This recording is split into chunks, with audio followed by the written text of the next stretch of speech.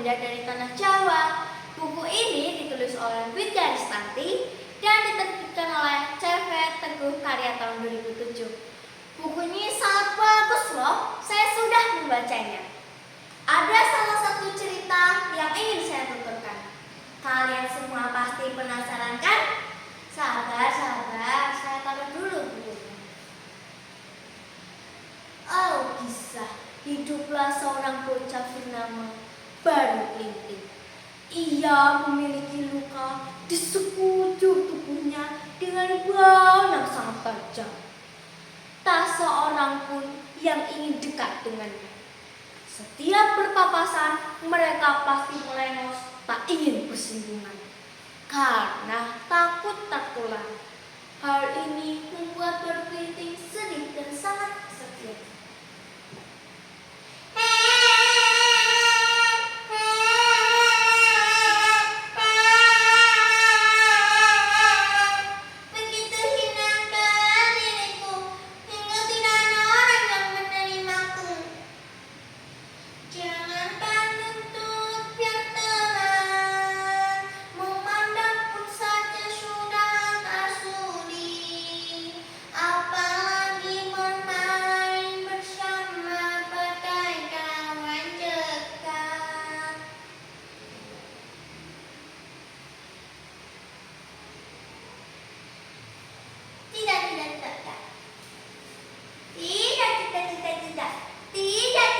Tidak.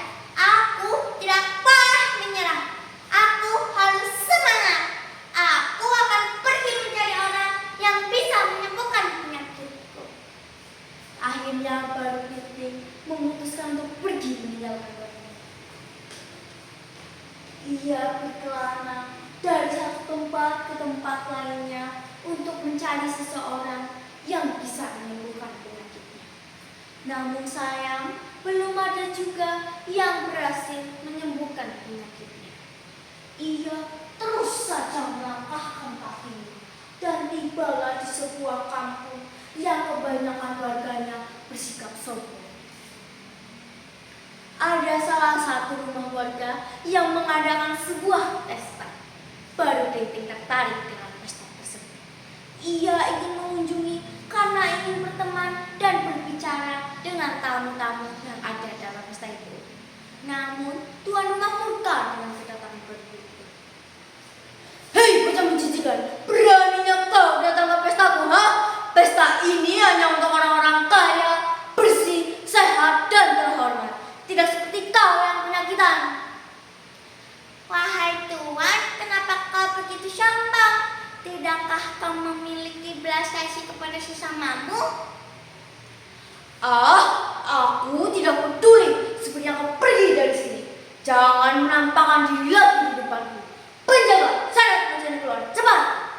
Baru Plinting pun diusir dengan cara diseret. Para tamu yang hadir dalam pesta tersebut tidak ada yang ingin membantunya. Bahkan mereka semua ikut mencibir dan mencaci maki. Baru Plinting pergi dengan hati yang terluka. Ia terus saja melangkahkan kakinya dan tibalah di sebuah rumah yang mewah. Baru Plinting memberanikan diri untuk mengetuk pintu. Tak, tak, tak, tak, tak, tak, tak, tak. Apakah ada orang di sini? Tolong berikan saya minuman dan makanan. Saya sangat haus dan lapar. Begitu pintu dibuka, keluarlah seorang nenek tua. Masuklah, Cuk. Ini ada minuman dan makanan untukmu agar kau tidak kelaparan dan kehausan lagi. Baru Plinting pun mengucap terima kasih atas kebaikan sang nenek. Ia memakan dan meminum pemberian dari sang nenek. Setelah selesai, Baru Plinting pun menceritakan perlakuan orang-orang sombong yang ada di kampung itu. Sebelum berpamitan, Baru Plinting berpesan kepada sang nenek untuk menyiapkan lesung dan centong. Jika sewaktu-waktu nenek mendengar suara gemuruh air, maka cepat-cepatlah naik ke atas lesung yang telah disediakannya. Teman-teman, tahu tidak apa itu lesung? Lesung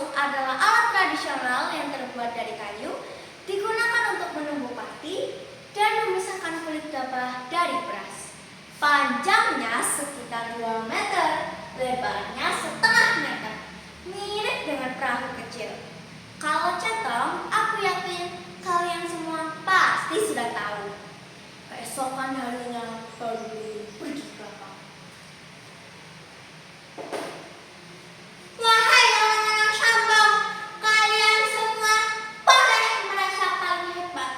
Namun, aku bersumpah tak seorang pun yang bisa mencabut lidi ini selain diriku. Hei, bukan cicilan. Lidi sekecil ini pasti sangat mudah aku cabut. Awas-awas, aku mau mencobanya. Aku senang sekali dicabutnya. Sekuat apapun orang-orang berusaha mencabut, lidi ini tak tercabut. Hingga baru penting dengan mudah mencabutnya.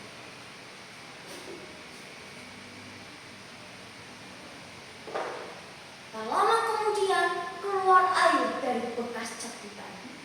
Sang nenek yang mendengar suara gemuruh air cepat-cepat naik ke atas lasung yang telah disediakan. Ia mendayungnya dengan centong. Para orang-orang sombong yang ada di kampung itu pun tenggelam. Hanya nenek baik hati yang selamat. Tak lama kemudian air semakin meningkat hingga membentuk sebuah telaga yang dinamakan Rawa Pening. Teman-teman, nah itulah cerita terjadinya Rawa Pening. Kira-kira apa saja ya hikmah yang kita dapat? Kita tidak boleh sombong merendahkan orang lain. Kita harus membantu orang yang kesusahan. Kita tidak boleh berputus asa dan menyerah. Wah, banyak juga ya hikmahnya. Padahal hanya satu cerita loh. Bayangkan kalau kita mengetahui banyak cerita. Pasti banyak juga hikmah yang kita dapat. Teman-teman, rajin-rajin membaca buku ya. Karena buku adalah jendela dunia. Salam literasi.